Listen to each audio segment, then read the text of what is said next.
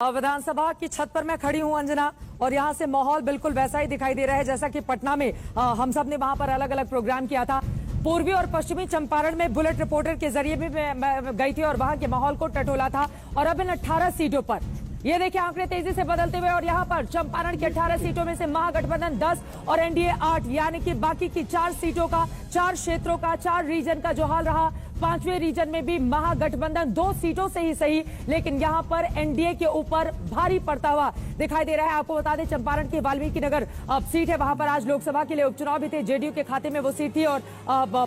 उसके बाद एक बार फिर से जेडीयू वहां पर मजबूत दावेदारी कम से कम लोकसभा में अपनी दिखा रही है। लेकिन अगर विधानसभा के हिसाब से बात करें तो महागठबंधन के 10 यानी कि तेजस्वी यादव को जो 5 सीटें चाहिए थे उसके हिसाब से यहां पर आराम से सरकार बनती हुई 117 में, अगर आप महागठबंधन के इस 10 सीट को और यानी कि 127, 122, और आपको बता दें अभी तक कोसी का आंकड़ा नहीं आया है, कोसी के 31 सीटों का आंकड़ा नहीं आया है, लेकिन महागठबंधन ने 122 सीटें जो चाहिए बहुमत के लिए उस आंकड़े को पार कर लिया है। और ये अपने आप में बड़ी कामयाबी यहां पर तेजस्वी यादव के लिए और नीतीश कुमार की बुरी हार यहां पर दिखाई दे रही है। 31 साल के तेजस्वी यादव से नीतीश कुमार इस तरह से हारेंगे, इसका अंदाजा 2 महीने पहले तक किसी को नहीं रहा होगा। लेकिन बड़ी जीत के पीछे क्या ये वजह है कि तेजस्वी यादव ने अपने बड़े बड़े होर्डिंग से अपने पिता का चेहरा हटाया, जंगल राज की छवि को खुद से चिपकने नहीं दिया, इसके अलावा लोगों के बीच जाकर जंगल राज वाले जो 15 साल का राज था उसको लेकर माफी मांगी, बड़े बड़े होर्डिंग्स में सिर्फ और सिर्फ परिवार के किसी भी शख्स का चेहरा, यहां तक कि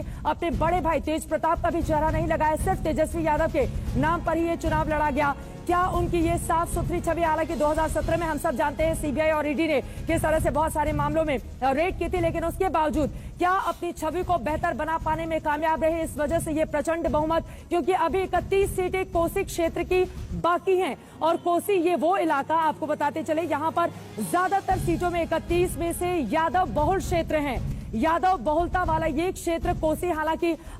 हर साल आती बाढ़ यहाँ की दुर्दशा भी कर देती है, लेकिन चंपारण की 18 सीटें महागठबंधन को 127 सीटें 227 सीटें। और अब बात कर लेते हैं कोसी की 31 सीटों का जल्दी से जिक्र, और इसी के साथ ही तस्वीर लगभग साफ हो जाएगी। इसकी बात हम करेंगे क्योंकि सस्पेंस थोड़ा सा बना के रखते हैं, लेकिन फिलहाल तेजस्वी यादव के लिए एक अच्छी खबर यह है कि उन्होंने प्रचंड बहुमत जो 122 का चाहिए उसको 243 में से क्रॉस करते हुए 127 सीटें अब तक के 5 रीजन में जो आज तक ने दिखाया है उसके जरिए। और ये देखिए, ये बिहार का पूरा मैप, इसके जरिए समझिए कि सिर्फ ये कोसी का ये पूरा का पूरा इलाका बाकी है। इसको अगर हम छोड़ दें तो सीमांचल में भी शानदार जीत हासिल करता हुआ महागठबंधन, पाटलिपुत्र मगध में भी, मिथिलांचल में भी, चंपारण की 18 सीटों में से 10 पर महागठबंधन, जबकि एनडीए को 8 सीटें, जबकि चंपारण की माना यही जा रहा था कि यहां पर नीतीश कुमार का प्रभाव काफी ज्यादा अच्छा रहता है। जबकि भोजपुर की बात करें तो यहां पर भोजपुर की 49 सीटों में से 33 सीटें हासिल करता हुआ महागठबंधन दिखाई दे रहा है। एक बार फिर से लेफ्ट साइड से लगातार हम आपको एक एक करके क्षेत्र वाइज अगर हम बताएं, सीमांचल की 24 सीटों पर आज ही वोटिंग हुई है, और आपको बता दें 24 में से महागठबंधन 15 सीटों पर जीतता हुआ दिखाई दे रहा है। एनडीए 6 सीटों पर एलजेपी का खाता नहीं खुला,